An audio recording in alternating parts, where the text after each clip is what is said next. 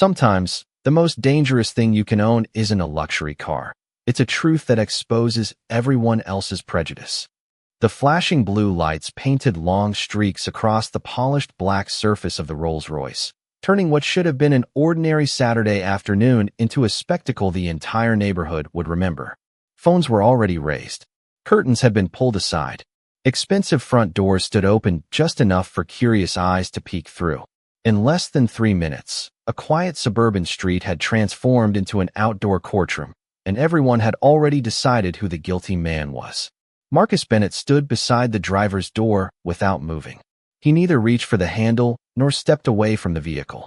His posture remained straight, his expression calm, and his breathing steady despite the growing crowd surrounding him. He wore a tailored charcoal jacket over a simple white shirt, his polished shoes reflecting the afternoon sun that slipped between rows of towering maple trees. Nothing about him suggested panic.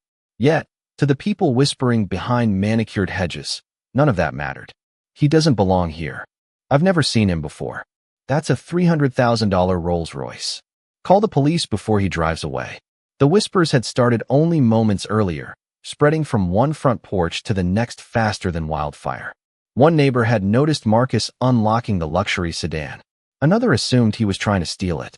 By the time a third neighbor dialed 911, certainty had replaced suspicion. Nobody had asked him a single question. Nobody had wondered whether there might be another explanation. The first patrol car rolled to a stop so abruptly that gravel scattered across the pristine pavement. A second cruiser followed seconds later, blocking the street from the opposite direction. 2 uniformed officers stepped out, their hands resting near their belts as they surveyed the scene. Officer Daniel Harper glanced once at the gleaming Rolls-Royce before fixing his eyes on Marcus. "Sir." His voice carried the practiced authority of someone accustomed to immediate obedience. "Step away." From the vehicle, Marcus looked toward the officer without the slightest trace of hostility. "I'm already standing away from it. We received reports that you're attempting to steal this car." A ripple of murmurs swept through the gathering crowd. "There he is. That's him. I told you." Several people lifted their phones higher, eager not to miss whatever happened next. Some had begun live streaming. Others whispered excitedly to friends who had rushed outside after hearing the sirens. For them, this wasn't a misunderstanding waiting to be resolved. It was entertainment. Officer Harper took another step forward. "Hands where I can see them." Marcus slowly raised both hands, careful not to make a single sudden movement. The neighborhood watched in complete silence. Somewhere nearby, a child asked his mother what the man had stolen. She answered before anyone had verified a single fact. The car. Marcus heard every word. He also noticed something else. Not one person had asked whether the Rolls-Royce actually belonged to him. Officer Harper nodded toward the vehicle. "Whose car is this?" Marcus answered quietly. "Mine." A few people laughed. The sound wasn't loud, but it carried enough confidence to sting. An elderly man standing near the sidewalk folded his arms. "That's ridiculous." Another neighbor shook her head. "People like him always have an excuse." Marcus closed his eyes for the briefest moment before opening them again. Years of discipline had taught him that anger often gave prejudice exactly what it wanted. He had spent too much of his life proving himself twice as hard simply to receive half the benefit of the doubt. Today would not be different. Officer Harper's expression hardened. "Do you have any proof this vehicle belongs to you?" Marcus slowly lowered one hand toward the leather briefcase resting beside his feet. Immediately, another officer reacted. "Don't move." The command echoed across the street. Several gasps rose from the crowd. Every phone pointed directly at Marcus. He froze exactly where he was, his fingers hovering inches above the briefcase. Then, without raising his voice or showing even the smallest hint of fear, he looked directly into Officer Harper's eyes and asked one quiet question that seemed to stop time itself. "Officer, are you absolutely certain you want to do this?" 32 minutes earlier, there had been no flashing lights, no raised voices, and certainly no crowd gathering to witness what they believed would be the capture of a criminal. The neighborhood rested beneath a warm spring sun, where perfectly trimmed hedges framed million-dollar homes and imported palm trees swayed gently in the afternoon breeze. Every driveway displayed a symbol of success. Bentleys, Mercedes, Aston Martins, and polished Range Rovers lined the quiet street like trophies carefully arranged for admiration. It was the kind of neighborhood where everyone claimed to know everyone. Or at least, they believed they did. Marcus Bennett drove slowly through the entrance gates in a deep black Rolls-Royce Ghost that gleamed beneath the sunlight. The engine barely made a sound, gliding almost silently over the freshly paved road. He wasn't showing off. He wasn't racing. His hands rested comfortably on the steering wheel, and a small smile crossed his face as he looked toward the large stone house waiting at the end of the street. For most people, it was simply another luxury home. For Marcus, it represented 18 years of sacrifice, 18 years of 14-hour workdays, 18 years of sleeping inside airport lounges while expanding his real estate investment company across 3 states, 18 years of missing birthdays, holidays, and family dinners because every dollar he earned was another brick in the future he promised himself he would build. Today was different. This morning, the final documents had been signed. The keys had been placed into his hand. The property officially belonged to him. The Rolls-Royce had never been the dream. The house had. The car was nothing more than a quiet celebration, a reward he had reluctantly allowed himself after years of convincing everyone, including himself, that success could wait. Marcus parked carefully beside the curb before the moving company arrived. He stepped out, straightened his jacket, and admired the home for a brief moment. Sunlight reflected from the tall windows while the fountain in the front yard whispered softly beneath the breeze. He reached into his pocket and touched the small brass key. Not because he needed reassurance, because the moment still felt unreal. Across the street, however, someone else had noticed him. Linda Parker paused halfway through watering her roses. She watched the unfamiliar man standing beside the Rolls-Royce. Her eyes narrowed. She had lived on Willow Creek Lane for nearly 22 years. Every family, every child, every dog, every gardener. She knew them all. She had never seen Marcus before. Within seconds, she set the garden hose aside. Her gaze shifted from Marcus to the luxury sedan. Then back again. A faint crease appeared across her forehead. Something didn't fit the picture she had already created inside her mind. She didn't walk across the street. She didn't introduce herself. She didn't ask whether he needed directions. Instead, she quietly reached into her pocket and pulled out her phone. As her finger hovered above the emergency call button, she continued watching Marcus remove a leather briefcase from the passenger seat. From where she stood, she wasn't looking at a new homeowner. She was looking at a story she believed she had already solved. And before Marcus could take a single step toward the front door of the house he had spent nearly 2 decades earning, the first words spoken about him that afternoon were not, "Welcome to the neighborhood." They were far more dangerous. "I think someone is stealing that Rolls-Royce." Linda Parker had barely ended the call when she noticed movement across the street. Marcus had opened the rear door of the Rolls-Royce and carefully lifted out a worn leather briefcase. It wasn't flashy. The edges had softened with age, and the brass clasp carried tiny scratches that hinted at years of daily use. Whatever was inside clearly mattered more than the luxury car itself. Linda never noticed that. Her attention stayed fixed on only 2 things: the unfamiliar man and the unfamiliar car. She glanced toward the neighboring houses, waving discreetly to get their attention. Within moments, another curtain shifted.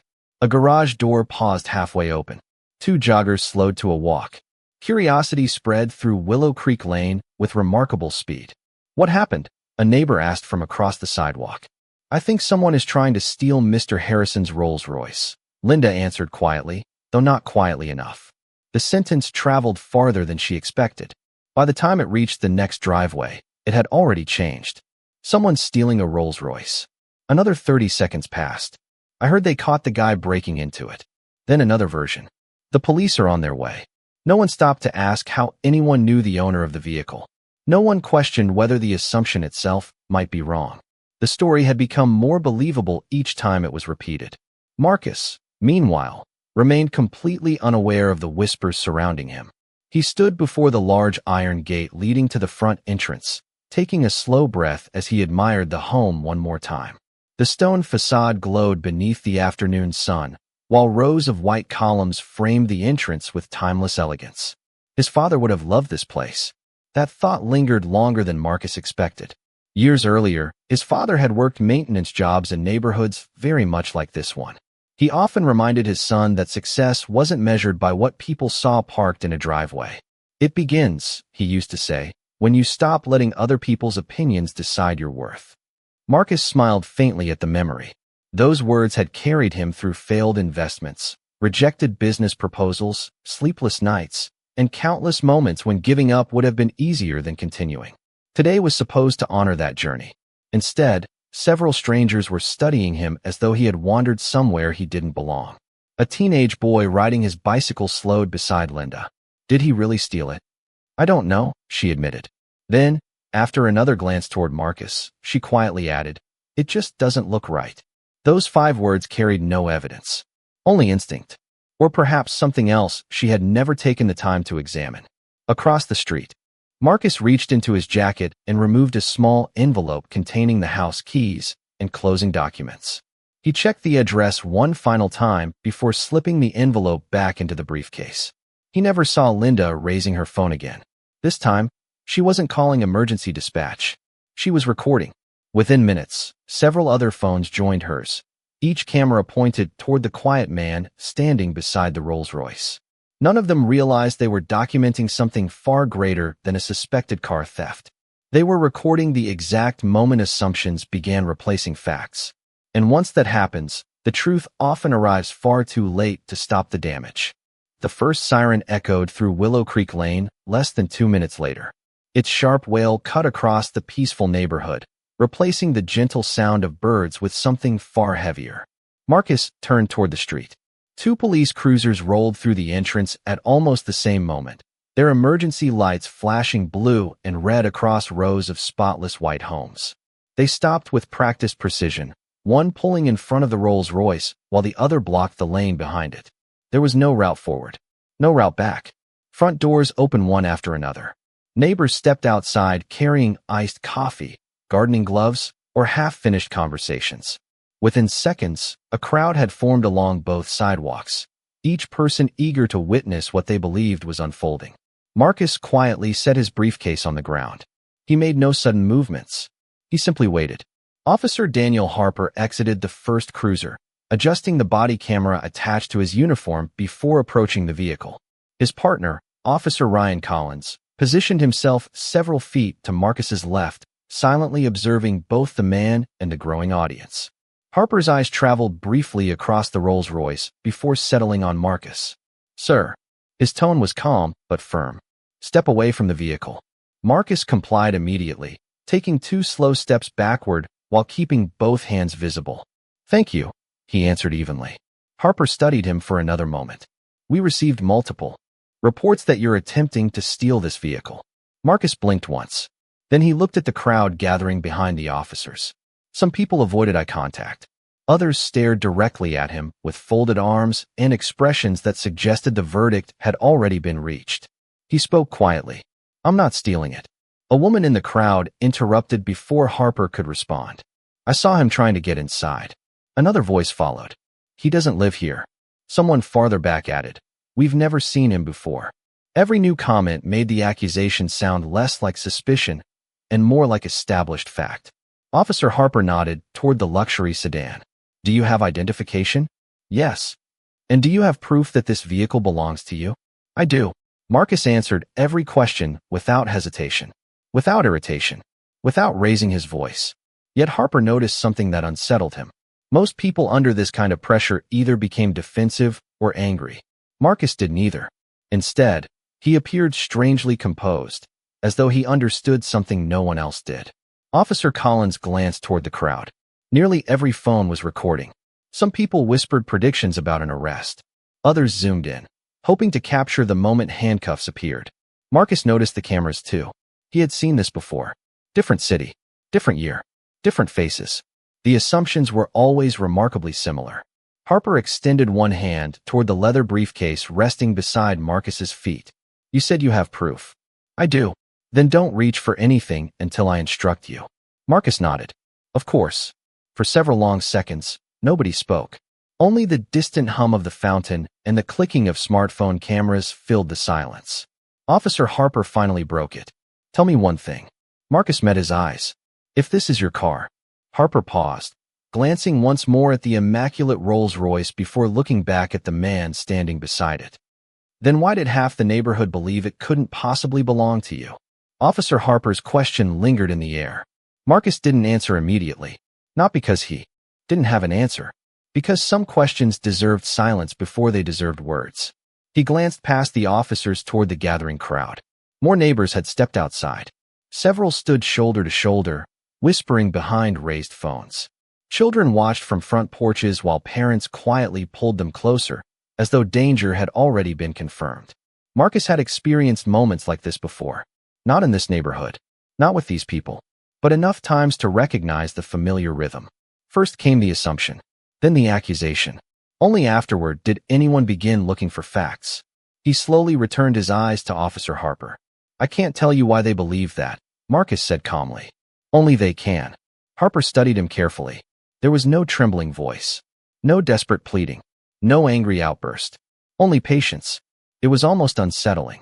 Officer Collins shifted his weight and spoke for the first time. "Sir, for everyone's safety, we'd like to verify your identity before you touch anything." Marcus nodded. "I understand." His answer surprised both officers. Most encounters fueled by public accusations became louder by the minute. Voices rose. Tempers flared. Every instruction felt like another spark near dry grass. But Marcus wasn't adding fuel. He was refusing to. Around them, the crowd grew increasingly confident. "I knew something wasn't right. Look at all the police. They wouldn't be here without a reason." One sentence echoed louder than the others. If he owned that car, this wouldn't be happening. Marcus heard it. So did Officer Harper. For a brief second, Harper glanced toward the speaker before returning his attention to Marcus. Something about the comment bothered him, though he couldn't quite explain why. He looked down at the leather briefcase resting beside Marcus's polished shoes. "You said your documents are in there?" "Yes." "What exactly?" "My driver's license, the vehicle registration, the property closing documents." Harper raised an eyebrow. "Property documents?" Marcus answered simply. "I was about to move into my home." Several neighbors exchanged skeptical looks. Someone laughed under their breath. Another muttered, "Sure you were." The disbelief spread almost as quickly as the original accusation. Marcus didn't react. His father had once told him that dignity wasn't tested when people respected you. It was tested when they didn't. The afternoon breeze carried the scent of fresh-cut grass across the street. Somewhere in the distance, a sprinkler clicked methodically from one side of a lawn to the other. The ordinary sounds of suburban life continued as though nothing unusual was happening. Yet for Marcus, time seemed suspended. Officer Harper took a slow breath. His training reminded him of a simple principle. Verify first, conclude later. The growing crowd, however, seemed to expect the opposite. They wanted certainty. They wanted handcuffs. They wanted a story worth sharing before dinner. Harper finally spoke. "Mr. Marcus Bennett. Mr. Bennett, I'm going to ask you to retrieve your documents very slowly.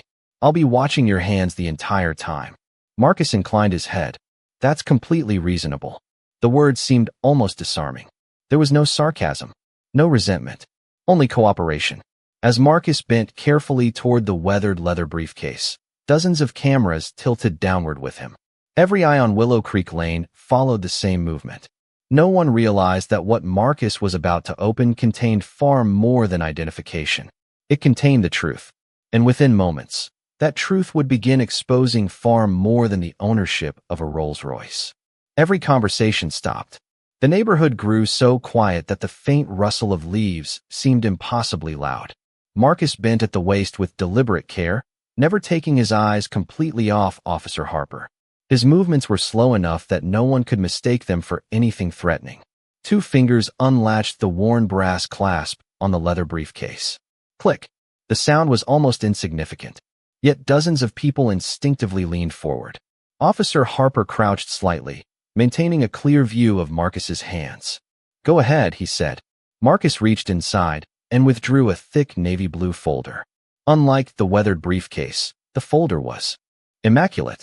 Every document inside had been carefully organized with labeled dividers. He handed it directly to Harper. "My driver's license is in the first sleeve. The vehicle registration is behind it. The rest follows." Harper accepted the folder without speaking. His eyes immediately found the license.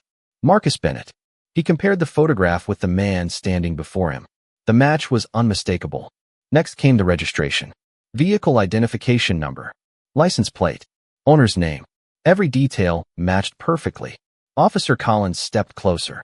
You've got the registration? Harper gave a small nod. It's registered to him. A subtle shift passed through the crowd. Several neighbors lowered their phones just an inch. Others exchanged uncertain glances. For the first time since the police had arrived, certainty began to crack. Linda Parker folded her arms tighter. There has to be some mistake, she murmured. Harper continued turning pages. Insurance documents. Purchase records. Maintenance history. Everything bore Marcus Bennett's name. Nothing appeared forged. Nothing looked suspicious. The Rolls-Royce wasn't borrowed. It wasn't rented. It wasn't stolen. It belonged to the quiet man standing beside it. Officer Collins exhaled slowly. Well, before he could finish, Harper reached the final section of the folder. Across the top of the page, bold lettering caught his attention. Property deed. His brow furrowed. He looked from the document to the large stone house behind Marcus. Then back again. The legal description matched the address displayed on the decorative mailbox only 20 feet away. He turned another page. Closing statement. Title transfer. Recorded ownership. Every document carried today's date. Harper looked up. You purchased this property this morning? Marcus smiled politely. About 3 hours ago. Silence settled over Willow Creek Lane.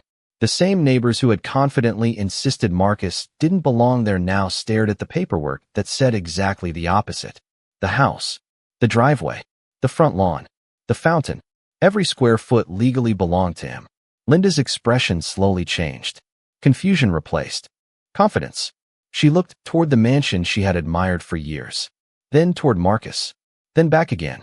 The story she had believed with absolute certainty was quietly falling apart. Officer Harper closed the folder with measured care. His posture softened almost imperceptibly. I'm beginning to understand. Marcus met his eyes. I was hoping someone would. Around them, cameras continued recording. But now they captured something entirely different. Not a suspected thief. Not an arrest. They captured the uncomfortable moment when evidence confronted assumption. When facts entered a story built almost entirely on appearances. And as Officer Harper handed the folder back, one realization spread through the crowd with far greater force than the original accusation. The question was no longer whether Marcus belonged in Willow Creek Lane. The question had become why so many people had been convinced he couldn't. No one spoke. Not immediately. The certainty that had filled Willow Creek Lane only minutes earlier had dissolved into an uncomfortable silence. Officer Harper handed the folder back to Marcus with both hands, almost unconsciously signaling a respect that had not been there when the encounter began.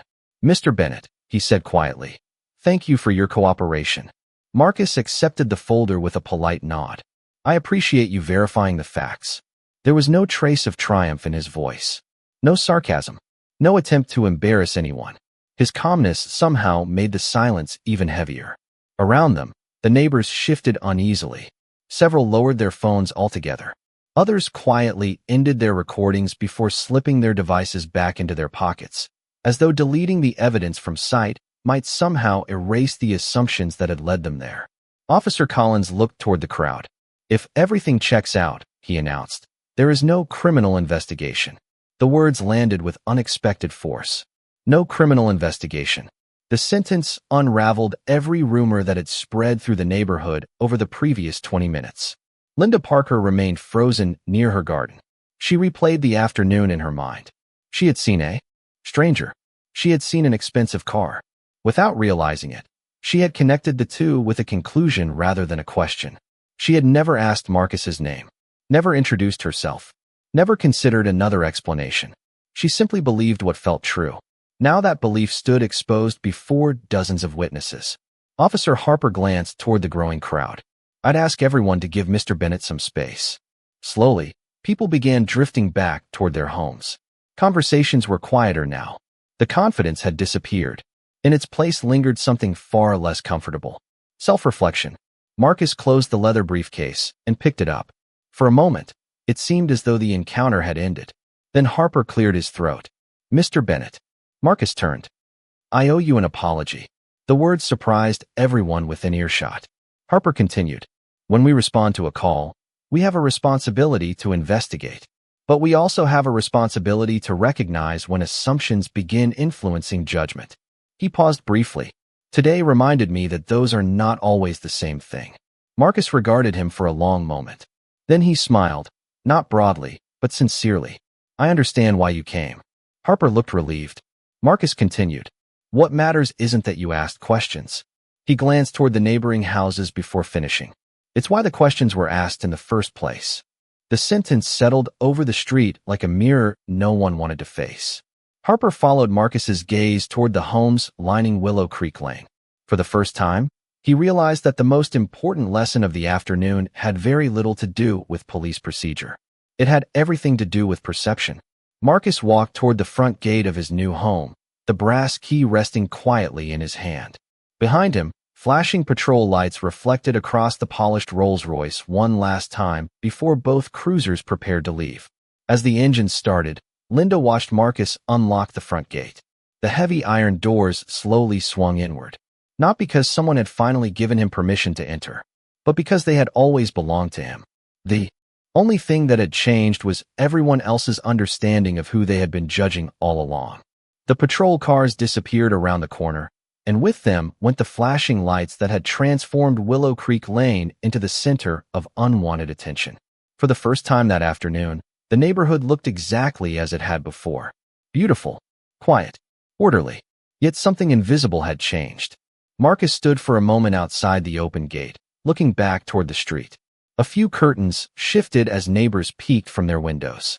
Others pretended to water flowers or collect the mail, avoiding direct eye contact whenever he glanced their way. The silence no longer felt peaceful. It felt reflective. He picked up his briefcase and crossed the stone pathway leading toward the front entrance.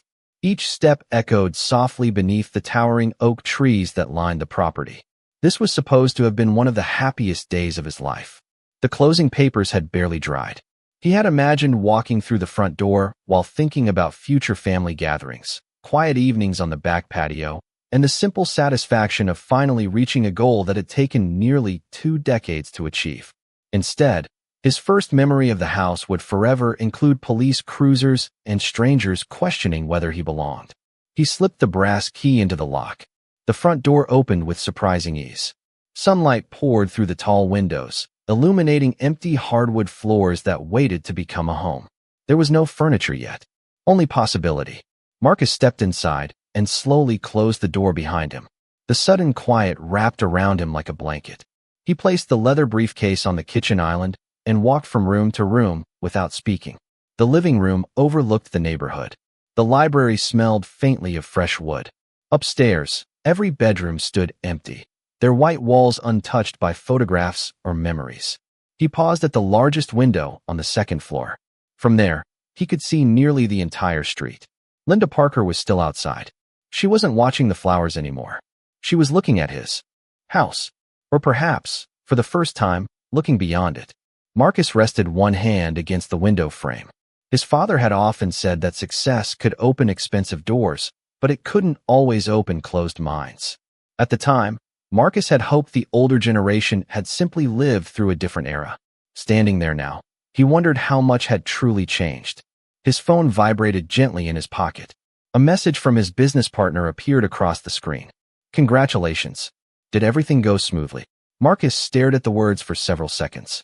Then he smiled sadly before typing a short reply. I have the keys. He paused. And a story I'll never forget. He set the phone aside and looked once more across Willow Creek Lane. Outside, life was already returning to normal. Cars passed. Children rode bicycles. Sprinklers watered freshly cut lawns. From a distance, no one would ever guess what had unfolded there only minutes earlier. But Marcus understood something important. Homes are built with brick and stone. Communities are built with trust. One can be purchased. The other must be earned. And sometimes, before trust has any chance to grow, the truth must first survive the weight of someone else's assumptions. The following morning, the neighborhood woke beneath the same clear sky. Sunlight spilled across manicured lawns. Birds returned to the maple trees, and Willow Creek Lane appeared untouched by yesterday's events. Appearances, however, have a way of hiding the loudest truths. Marcus stepped onto the front porch carrying a mug of coffee. The house no longer felt unfamiliar. It still echoed with empty rooms, but now it also carried the quiet promise of new beginnings. Across the street, movement caught his attention. Linda Parker stood beside her mailbox. For several seconds, neither of them moved. Then, slowly, she crossed the street. There was no audience this time. No flashing lights. No police cruisers. No phones pointed in anyone's direction. Just two neighbors standing on a quiet suburban sidewalk.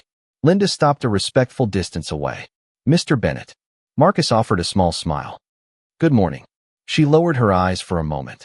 Before looking back up, "I've been thinking about yesterday. I imagine many people have." His voice remained gentle. Linda nodded. "I owe you an apology." The words came more slowly than she probably intended. "I judged you before I knew anything about you." She looked toward the Rolls-Royce parked peacefully in the driveway. "I convinced myself I was protecting the neighborhood." Marcus listened without interrupting. She took a deep breath. "But looking back, I wasn't protecting anything.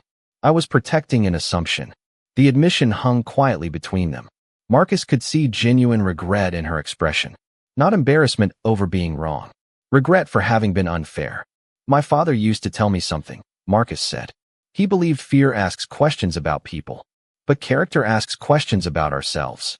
Linda absorbed the words in silence. "I wish I'd introduced myself first." Marcus smiled warmly. "So do I." For the first time since they had met, both of them laughed softly. The tension that had consumed the previous afternoon dissolved almost instantly. Not because history had disappeared, but because honesty had entered the conversation. Linda glanced toward the moving truck scheduled to arrive later that week. "If you need anything, recommendations, local services, or just someone who knows the neighborhood." She hesitated. "I'd like to help." Marcus appreciated the offer. "Thank you. I'd like that." As Linda walked back across the street, several nearby neighbors watched from their porches. This time, they weren't watching a stranger. They were watching the first conversation that should have happened before anyone reached for a phone. By the end of the week, more neighbors introduced themselves. Someone delivered homemade cookies. Another recommended the best local restaurant. Children waved as they rode past the front gate. Trust didn't arrive overnight, but it had finally begun. Marcus often thought about what had happened that first afternoon. Not with bitterness, but with clarity. The police had left. The rumors had faded. Even the recordings people captured would eventually disappear beneath newer headlines and forgotten memories. Yet one lesson remained. A luxury car can attract attention. A beautiful home can inspire envy. But neither reveals the true measure of a person. Character does.